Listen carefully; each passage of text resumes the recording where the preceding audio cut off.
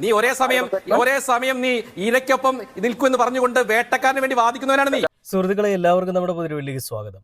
നമ്മൾ കഴിഞ്ഞ ദിവസം ചർച്ച ചെയ്തൊരു വിഷയമുണ്ടായിരുന്നു, അതായത് രാഹുൽ ഈശ്വറിന്റെ വിഷയമാണ് അല്ലേ. നമുക്കറിയാം, രാഹുൽ മാങ്കൂട്ടത്തിൽ എന്ന് പറയുന്ന ഒരു നേതാവിനെ, യൂത്ത് കോൺഗ്രസിന്റെ അല്ലെ കോൺഗ്രസിന്റെ ഒരു വലിയ നേതാവിനെ, ഒരുപാട് ജനങ്ങൾ സ്നേഹിക്കുന്ന, ഒരുപാട് ജനങ്ങൾ ആരാധിക്കുന്ന ഒരു നേതാവിനെ ഒരു ആരോപണത്തിന്റെ പേരിൽ, അതായത് കേവലം ഒരു ആരോപണമാണെന്ന് നിങ്ങൾ മനസ്സിലാക്കണം.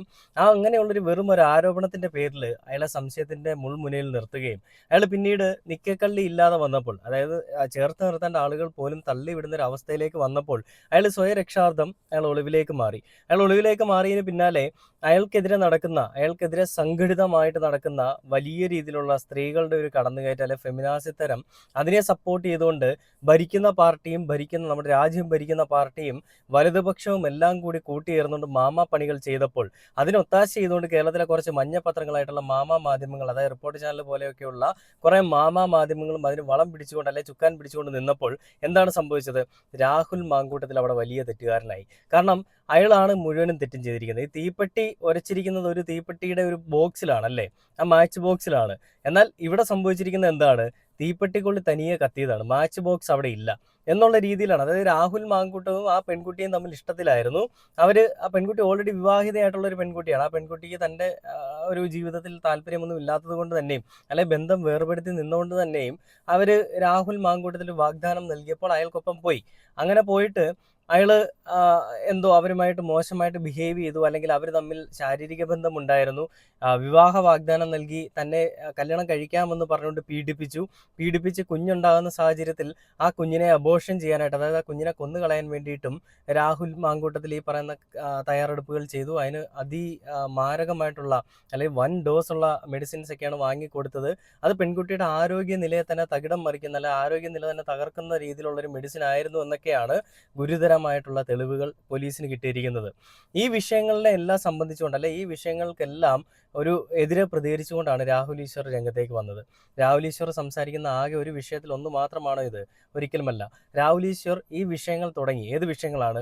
സ്ത്രീകൾ ആണുങ്ങൾക്കെതിരെ കാണിക്കുന്ന ചെറ്റത്തരങ്ങൾ എന്ന് മുതൽ തുടങ്ങിയോ അന്ന് മുതൽ പ്രതികരിക്കാനും തുടങ്ങിയതാണ്. അന്ന് മുതൽ ഇന്ന് വരെയും ഓരോ ആണുങ്ങളും അനുഭവിക്കുന്ന വിഷമങ്ങൾ എടുത്ത് മുന്നിലേക്ക് ഇട്ടുകൊണ്ട് തന്നെയും അതിലെന്താണ് സംഭവിച്ചിരിക്കുന്നത് എന്നുള്ള വസ്തുതകളെ പഠിച്ചതിന് ശേഷം മാത്രമാണ് അയാൾ വീഡിയോ ചെയ്തിട്ടുള്ളത്. അതുകൊണ്ട് തന്നെയും അയാൾക്ക് എന്താണ് ഇപ്പോൾ ചെയ്തിരിക്കുന്നതെന്നും അല്ലെങ്കിൽ മുൻപ് എന്താണ് അയാൾ ചെയ്തിരിക്കുന്നത് അയാൾക്ക് നല്ല വ്യക്തതയുണ്ട്. നമുക്കറിയാം, ചാണകത്തിൽ മുൻപുണ്ടായിരുന്ന സന്ദീപ് വാര്യർ എന്ന് പറയുന്ന മരവാഴയായിട്ടുള്ളൊരു മനുഷ്യൻ, അയാൾ BJP-യിലായിരുന്നപ്പോൾ ചാണകമായിരുന്നു. എന്നാൽ അയാൾ നേരെ കോൺഗ്രസിലേക്ക് വന്നപ്പോൾ എന്താണ് ഉണ്ടായത്? മനുഷ്യത്വമുള്ള മനുഷ്യനായിട്ടുള്ള ഒരാളായിട്ട് തന്നെ മാറി.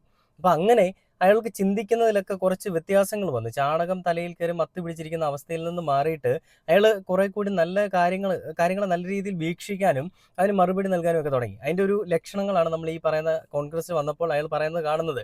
അപ്പോൾ രാഹുൽ മാങ്കൂട്ടത്തിൻ്റെ വിഷയത്തിൽ എല്ലാ നേതാക്കന്മാരും പേടിച്ച് മിണ്ടാതെ ഇരിക്കുന്ന സാഹചര്യത്തിൽ, ഈവൻ ഈ പറയുന്ന VD സതീശനടക്കം, രമേശ് ചെന്നിത്തല അടക്കം, അങ്ങനെയുള്ള കുറെ, രാജ്മോഹൻ ഉണ്ണിത്താനോ, ഇങ്ങനെയൊക്കെ കുറെ അവന്മാരൊക്കെ ഉണ്ടല്ലോ, ഇവന്മാരെല്ലാം മിണ്ടാതിരിക്കുന്ന സാഹചര്യത്തിലും നമ്മുടെ ഈ പറയുന്ന സന്ദീപ് വാര്യർ ഒരു പ്രസ്താവനയുമേ എത്തി. എന്താണ് അയാൾ പറഞ്ഞത്? ഈ അതിജീവിത എന്ന് പറയപ്പെടുന്ന, ഇര എന്ന് പറയപ്പെടുന്ന പെൺകുട്ടിയുടെ വീട്ടിൽ ഞാൻ വിവാഹത്തിന് പോവുകയും നാളിതുവരെയും അവരുടെ വിവാഹ ബന്ധം വേർപെട്ടിട്ടില്ല എന്നുള്ളതാണ് എനിക്കറിയാവുന്നത്. കോടതി വഴി ലീഗലായിട്ട് അവർ ഒന്നും മൂവ് ചെയ്തിട്ടില്ല. അവർ വെർബലി എന്തെങ്കിലും പറഞ്ഞിട്ടുണ്ടെങ്കിൽ അതൊരിക്കലും നമുക്ക് സാധൂകരിക്കാനാവാത്തൊരു കാര്യമാണെന്നാണ് അയാൾ പറഞ്ഞത്. ആ മാധ്യമത്തിൽ സംസാരിക്കുമ്പോഴും മാധ്യമപ്രവർത്തകൻ അയാളുടെ അടുത്ത് എടുത്ത് ചോദിക്കുന്ന ഒരു ചോദ്യമുണ്ട്, ഏത് ദിവസമായിരുന്നു കല്യാണം, അല്ലെങ്കിൽ ഏത് ഓഡിറ്റോറിയത്തിലായിരുന്നു കല്യാണം എന്നുള്ള രീതി ചോദിക്കുന്നുണ്ട്. അപ്പോഴും സന്ദീപ് വാര്യർ കൊടുക്കുന്ന മറുപടി എന്ന് വെച്ച് കഴിഞ്ഞാൽ, എനിക്ക് അങ്ങനെയുള്ള കാര്യങ്ങൾ പറയാൻ പറ്റില്ല. ഈവൻ സമയമായിക്കോട്ടെ, ഡേറ്റ് ആയിക്കോട്ടെ, ഒന്നും അയാൾ പറയുന്നില്ല. അയാൾ പറയുന്നത്, കോടതി, നിങ്ങളിപ്പോൾ ഞാനിത് പറഞ്ഞു കഴിഞ്ഞാൽ അത് നമ്മുടെ രാജ്യം ഭരിക്കുന്ന, അല്ലെ നമ്മുടെ കോടതി ഇരിക്കുന്ന സ്ഥലത്ത്, അല്ലെങ്കിൽ കോടതി അലക്ഷ്യമായിട്ട് മാറും. അങ്ങനെ ഒന്നും നമ്മൾ പറയാൻ പാടില്ല. അത് ഇരയുടെ പ്രൈവസി നമ്മൾ പുറത്ത് വിട്ടു എന്നുള്ള രീതിയിൽ കേസ് വരും. അതുകൊണ്ട് എനിക്കത് പറയാൻ പറ്റില്ല. ബാക്കിയുള്ള എനിക്കറിയാവുന്ന കാര്യങ്ങൾ ഞാൻ പറയാം എന്നാണ് ഈ സന്ദീപ് വാര്യർ പറഞ്ഞത്. എന്നാൽ ഇപ്പോൾ എന്താണ് വന്നിരിക്കുന്നത്? സന്ദീപ് വാര്യറിനെതിരെയും കേസുണ്ട്, രാഹുൽ ഈശ്വറിനെതിരെയും കേസ്. രാഹുൽ ഈശ്വറിന്റെ വീട്ടിൽ നിന്ന് കൊണ്ടുപോയതിനെ പറ്റി നമ്മൾ കഴിഞ്ഞ ദിവസം ഒരു വീഡിയോ ഇട്ടാണ്, രാത്രി തന്നെയാണ് നമ്മൾ വീഡിയോ ചെയ്തത്. ആ സമയത്ത് തന്നെയാണ് രാഹുൽ ഈശ്വറിന്റെ വീട്ടിലേക്ക് ഈ കാക്കിപ്പടയെല്ലാം കൂടി ഓടിച്ചെന്നത്. ആര് പറഞ്ഞതിൻ്റെ പേരിലാണ്? അതായത് രാഹുൽ മാങ്കൂട്ടത്തിൻ്റെ പാർട്ടിയിലുള്ളവർ പറഞ്ഞതിൻ്റെയും പിന്നെ കോൺഗ്രസിലുള്ള ആളുകളുടെ കളികളുടെയൊക്കെ ഫലമായിട്ട് തന്നെയാണ് പോലീസുകാർ അങ്ങോട്ടേക്ക് ഓടിച്ചെന്നത്. എന്നിട്ട് അയാളുടെ വീട്ടിൽ നിന്ന് അയാളുടെ ഫോൺ, അയാളുടെ ലാപ്ടോപ്പ്, എല്ലാ സാധനങ്ങളും എടുത്തു. എന്താണ് പ്രശ്നം? എന്താണ്? രാഹുൽ മാങ്കൂട്ടത്തിനെ പിന്തുണച്ചു. അതെന്തുകൊണ്ടാണ് നമ്മൾ അങ്ങനെ പറഞ്ഞത്? രാഹുൽ ഈശ്വർ തന്നെ പറയുന്നുണ്ട്, എൻ്റെ അടുത്ത് ഇവർ പറഞ്ഞു രാഹുൽ മാങ്കൂട്ടത്തിനെ ഇനി പിന്തുണച്ചുകൊണ്ട് വീഡിയോ ചെയ്യാൻ പാടില്ല. അപ്പോൾ ഞാൻ പറഞ്ഞത് ഇനിയും പിന്തുണയ്ക്കുക തന്നെ ചെയ്യും. പിച്ചമർത്തലുകൾ ഏൽക്കപ്പെടുന്ന പുരുഷന്മാർ ആരാണോ ഞാൻ അവർക്ക് വേണ്ടി തന്നെ നിലകൊള്ളൂ എന്നാണ് രാഹുൽ ഈശ്വർ പറഞ്ഞതെന്നാണ് പറയുന്നത്. രാഹുൽ ഈശ്വറിന്റെ ഭാര്യ പറയുന്നത് നമ്മൾ കേട്ടതാണ്. അതിജീവിത എന്ന് പറയപ്പെടുന്ന അല്ലെങ്കിൽ ഇര എന്ന് പറയപ്പെടുന്ന പെൺകുട്ടി ഒരിക്കലും ഒരു ഇരയെന്ന് നമുക്ക് പറയാൻ പറ്റില്ല. പെൺകുട്ടിയുടെ ഭാഗത്തും തെറ്റുണ്ട്. അങ്ങനെയെങ്കിൽ ഒരാളെ മാത്രം വിട്ടിങ്ങനെ ക്രൂശിക്കുക എന്ന് പറയുന്നത് വളരെ വൃത്തികെട്ട പരിപാടിയാണെന്നാണ് ആ സ്ത്രീയായിട്ടുള്ള അതായത് രാഹുൽ ഈശ്വറിന്റെ ഭാര്യയായിട്ടുള്ള ആൾ പറയുന്നത്. അപ്പോൾ നമുക്കറിയാം ഈ ഒരു ഇലക്ഷൻ വരുന്ന സമയത്ത് വരുന്ന ചില പ്രതിഭാസങ്ങളിലൊന്നാണ് ഈ വേനൽ മഴ എന്നൊക്കെ പറയുമ്പോൾ ഇടിയോട് കൂടിയ മഴയ്ക്ക് സാധ്യത എന്നൊക്കെ പറയുന്നത് പോലെ, അല്ലെങ്കിൽ നേരിയ തോതിൽ കാറ്റിന് സാധ്യത എന്നൊക്കെ പറയുന്നത് പോലെ രാഹുൽ ഈശ്വറിന്റെ വിഷയത്തിൽ അല്ലെ രാഹുൽ മാങ്കൂട്ടത്തിന്റെ വിഷയത്തിലും അത് തന്നെയാണ് നടന്നിരിക്കുന്നത്. ഇലക്ഷൻ വരുന്ന സമയത്ത് വരുന്ന ചില പ്രതിഭാസങ്ങളിലൊന്ന് മാത്രമാണ് ഈ പറയുന്ന പെണ്ണ് വിഷയം. പണ്ട് ഉമ്മൻചാണ്ടി ഉണ്ടായ സമയത്ത് സരിത ഉണ്ടായിരുന്നു. ഇന്നിപ്പോൾ അതേ രാഹുൽ മാങ്കൂട്ടത്തിൽ വന്ന സമയത്ത് സരിതയെ പോലെയുള്ള ഈ പെൺകുട്ടിയും രംഗത്തേക്ക് വന്നിരിക്കുകയാണ്. അപ്പോൾ ഈ വിഷയങ്ങളിലൊക്കെയും നമ്മൾ തെളിഞ്ഞ് കാണാൻ സാധിക്കുന്നത് ഇത് വെറുതെ കെട്ടിച്ചമച്ചൊരു കേസാണ്. അപ്പോൾ ആണുങ്ങൾക്ക് വേണ്ടിയിട്ട് സംസാരിച്ച ആണൊരുത്തനെ പിടിച്ചകത്തിടുക എന്നുള്ളതും ഇവന്മാരുടെ ഒരു പരിപാടിയായിട്ട് തന്നെ ഇവന്മാർ കണ്ടെത്തിക്കൊണ്ട് തന്നെയും രാഹുൽ ഈശ്വറിനെ പിടിച്ചകത്തിടാൻ പോയി. അപ്പോൾ ഈ വിഷയങ്ങളൊക്കെ വീണ്ടും സന്ദീപ് വാര്യർ പ്രതികരിക്കുന്ന ഒരു വീഡിയോ വന്നിട്ടുണ്ട്. പിന്നെ അതോടൊപ്പം തന്നെ രാഹുൽ ഈശ്വർ പോലീസ് സ്റ്റേഷനിൽ വെച്ച് എന്താണ് പറയുന്നത് നമുക്കൊന്ന് കേട്ട് നോക്കാം. അപ്പോൾ ആദ്യം രാഹുൽ ഈശ്വർ എന്താണ് പറയുന്നത് കേട്ടിട്ട് നമുക്ക് ബാക്കി വീഡിയോയിലേക്ക് പോവാം. കേസാണ്. മെൻസ് കമ്മീഷന്റെ ആവശ്യമുണ്ട്. രാഹുലിനെ സപ്പോർട്ട് ചെയ്യേണ്ട ദേശീയമാണ് മെൻസ് കമ്മീഷൻ. ആ പെൺകുട്ടിയുടെ ഫോട്ടോ കൊടുത്തിട്ടില്ല, ഐഡന്റിറ്റി റിവീൽ ചെയ്തിട്ടില്ല. ഇത് വ്യാജ പരാതിയാണ്. ഇതുകൊണ്ടാണ് മെൻസ് കമ്മീഷന്റെ ആവശ്യം. നമ്മുടെ മകനും അച്ഛനും ഒക്കെ ജയിലിൽ നിന്ന് ഒരു വ്യാജ പരാതി അകലത്തിൽ മാത്രമാണ്. ദയവായി ശ്രദ്ധിക്കുക. നിങ്ങൾ, നമ്മളുടെ അച്ഛൻ, നമ്മളുടെ മകൻ ജയിലിൽ നിന്നൊരു വ്യാജ പരാതി അകലത്തിൽ മാത്രമാണ്. ഈ പെൺകുട്ടിയുടെ ഫോട്ടോ ഞാൻ ഇട്ടിട്ടില്ല, കള്ളം പറയുവാണ്, കൊടുക്കാൻ വേണ്ടിയുള്ള ശ്രമമാണ്.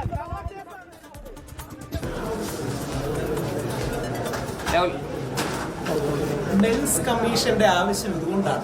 ഞാൻ ആ പെൺകുട്ടിയുടെ ഫോട്ടോ പങ്കുവച്ചു, പെൺകുട്ടിയുടെ ഐഡന്റിറ്റി വെളിപ്പെടുത്തിയെന്നാണ് പറഞ്ഞത്. പച്ചക്കള്ളമാണ്, ഒരു വ്യാജ കേസാണ്. ആ വ്യാജ പരാതിക്കാരിക്കെതിരെ ഞാൻ പരാതി കൊടുക്കും, ജാമ്യം കിട്ടിയ അതുകൊണ്ട് വ്യാജ പരാതിയാണ്. നിങ്ങൾ ഒന്നെന്റെ ഫേസ്ബുക്ക് യൂട്യൂബ് എടുത്ത് നോക്കുക, വ്യാജ പരാതിയാണ്. നിങ്ങൾ ഒന്നെന്റെ ഫേസ്ബുക്ക് കണ്ടില്ലേ? വളരെ വേഗത്തിൽ തിടുക്കപ്പെട്ടുകൊണ്ട് തന്നെയാണ് പോലീസുകാർ രാഹുൽ ഈശ്വറിനെ അവിടെ നിന്ന് എണീപ്പിച്ചുകൊണ്ട് പോകുന്നത്. വീട്ടിൽ ചെന്ന് രാഹുലിനെ പിടിച്ചുകൊണ്ട് പോകുന്ന, അല്ലെ വീട്ടിൽ ചെന്നിട്ട് വണ്ടിയിൽ എടുത്തുകൊണ്ട്, സ്വന്തം വണ്ടിയിൽ വരണം, നമുക്ക് സ്റ്റേഷനിലേക്ക് പോകാൻ, നിങ്ങൾക്ക് ആ വണ്ടി എടുത്തുകൊണ്ട് നിങ്ങൾക്ക് തിരികെ പോകാമെന്നൊക്കെ പറഞ്ഞുകൊണ്ടാണ് പോലീസുകാർ കൊണ്ടുപോയത്. തിരികെ വിടത്തില്ല എന്നുള്ളത് അപ്പം തന്നെ എനിക്കറിയായിരുന്നു, അത് നമുക്ക് എല്ലാവർക്കും അറിയാം. അപ്പം ഇനി രാഹുലിനെ നോൺ ബെയിലബിൾ ആണോ അതോ ബെയിലബിൾ ആയിട്ടുള്ള ഒഫൻസ് ആണോ രാഹുൽ ചെയ്തതെന്നുള്ളത് ഇനി നമുക്ക് കാത്തിരുന്ന് കാണാം. എന്തായാലും നോൺ ബെയിലബിൾ ആയിട്ടുള്ള ഒഫൻസ് തന്നെയായിരിക്കും രാഹുലിന്റെ തലയിലേക്ക് അടിച്ചു കൊടുക്കാൻ പോകുന്നത്. രണ്ടുപേരുടെയും പേര് രാഹുൽ എന്നാണ്. അതുകൊണ്ട് തന്നെയും അങ്ങ് കുടുക്കിയേക്കാന്നുള്ളൊരു ശ്രമമായിരിക്കും. മാധ്യമങ്ങൾക്ക് ഒരു TRP വാല്യൂ കൂട്ടാൻ വേണ്ടിയിട്ട് ഒരു പേരാണല്ലോ രാഹുൽ അറസ്റ്റിൽ. അപ്പോൾ എല്ലാവരും വിചാരിക്കും രാഹുൽ മാങ്കൂട്ടത്തിനെ പിടിച്ചു. അപ്പോൾ കയറി നോക്കുമ്പോൾ എന്താ, രാഹുലിന് വേണ്ടി സംസാരിച്ച വേറൊരു രാഹുലിനെയാണ് പിടിച്ചിരിക്കുന്നത്. അപ്പോൾ ഈ വിഷയങ്ങളിൽ സംസാരിക്കുന്ന ആളുകളെ എല്ലാം ഒതുക്കാൻ വേണ്ടിയിട്ടുള്ള പരിപാടി. നമുക്കറിയാം രാഹുൽ ഈശ്വർ ഈ വിഷയങ്ങളിൽ അന്നു മുതൽ ഇന്ന് വരെയും ഓരോ തെല്ലിട തെറ്റാതെ, ഓരോ കടുകുമണി വ്യത്യാസം, അല്ലെ ഓരോ കടുകുമണിയുടെ അത്രയും വലിപ്പം പോലുമുള്ള ഓരോ വിഷയങ്ങളെ പറ്റിയും വ്യക്തമായിട്ട് സംസാരിക്കുന്നുണ്ട് അല്ലേ. അത് ഏത് വിഷയമായിക്കോട്ടെ, അത് പുരുഷന്മാർക്കെതിരെയുള്ള ഏതൊരു അടിച്ചമർത്തലും ആയിക്കോട്ടെ, അയാൾ എല്ലാത്തിനെ പറ്റിയും വ്യക്തമായിട്ട് പഠിച്ചിട്ട് നല്ല രീതിയിൽ ഒരു സാമൂഹിക നിരീക്ഷകൻ എന്ന് തന്നെ നമുക്ക് വിളിക്കാം. അങ്ങനെ നല്ല രീതിയിൽ വ്യക്തമായ നിലപാടുകൾ രേഖപ്പെടുത്താൻ വേണ്ടിയിട്ടാണ് അയാളുടെ ഒരു യൂട്യൂബ് ചാനൽ അയക്കുള്ളത്.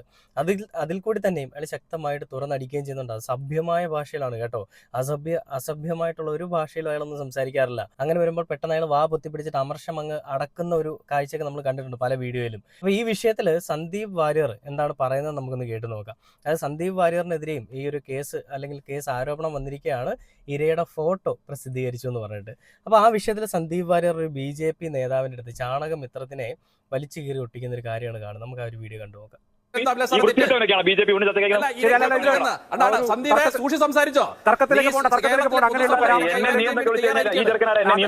നീ ഒരേ സമയം നീ ഇരയ്ക്കൊപ്പം നിൽക്കുമെന്ന് പറഞ്ഞുകൊണ്ട് വേട്ടക്കാരന് വേണ്ടി വാദിക്കുന്നവനാണ് നീ.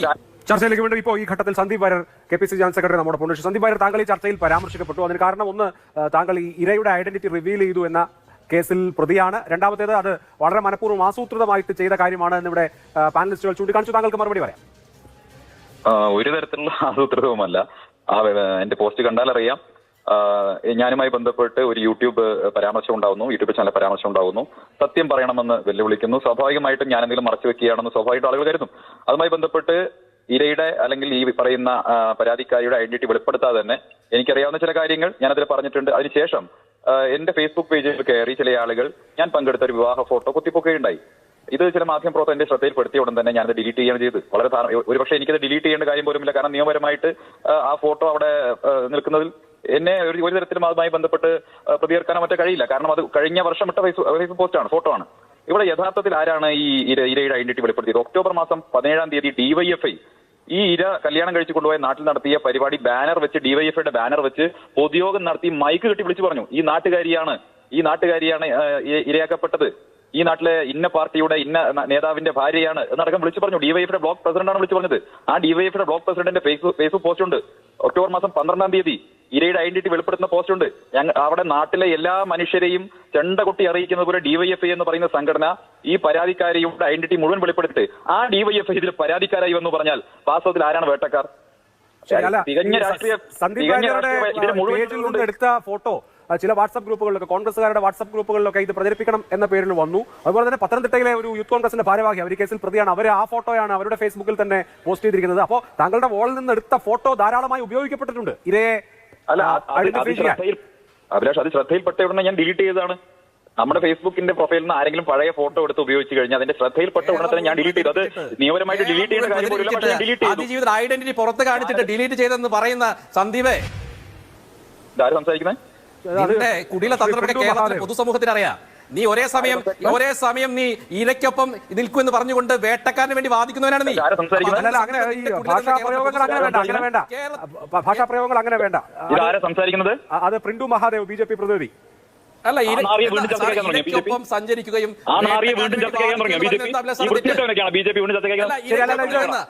സന്ദീപ് സൂക്ഷി സംസാരിച്ചോ? തർക്കത്തിലേക്ക് പോകണ്ട.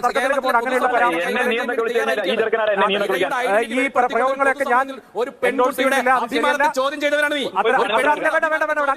അങ്ങനെയുള്ള പരാമർശങ്ങളും പ്രയോഗങ്ങളൊന്നും ചർച്ചയിൽ അനുവദിക്കില്ല. ഇല്ല. നമുക്ക് ചർച്ച അവസാനിപ്പിക്കാം. വളരെ നന്ദി. നാലുപേർക്കും യാതൊരു തരത്തിലുള്ള മോശം പരാമർശങ്ങളും പ്രയോഗങ്ങളും ചർച്ചയിൽ അനുവദിക്കില്ല. വളരെ നന്ദി.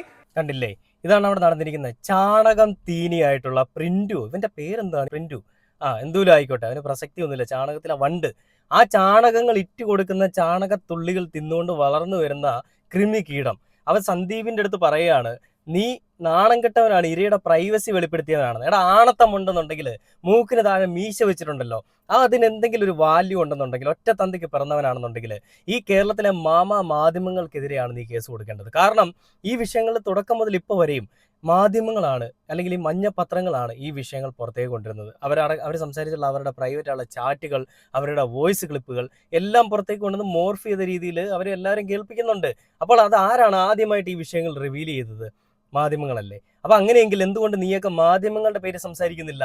കാരണം മാധ്യമങ്ങളും കേരള സർക്കാരുമെല്ലാം നിന്റെയൊക്കെ കയ്യിലാണ്, അല്ല നിന്റെയൊക്കെ കക്ഷത്തിലിരിക്കുകയാണ്. അപ്പൊ നിങ്ങൾ അവരോട് സംസാരിക്കുന്നില്ല. കാരണം അവർക്കും നിങ്ങൾക്കുമെല്ലാം ആവശ്യം എന്താണ്?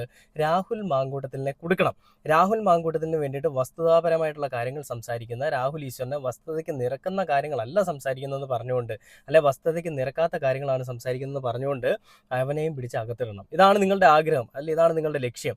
അതിനു വേണ്ടിയിട്ട് എല്ലാവരും കൂടി ഒരേ എല്ലിന്റെ രണ്ടറ്റവും ഉറിഞ്ചി ജീവിക്കുന്ന ഒരു മഹനീയമായ ഒരു കാഴ്ച നമ്മൾ കാണുന്നത്. നാണമില്ലാത്തവൻ സന്ദീപ് വാര്യർ അടിച്ചവന്റെ അണ്ണാക്കിലും അന്നനാളത്തിലും കൊടുത്തിരിക്കുന്ന ഒരു കാഴ്ച നമ്മൾ കണ്ടിരിക്കുന്നത്.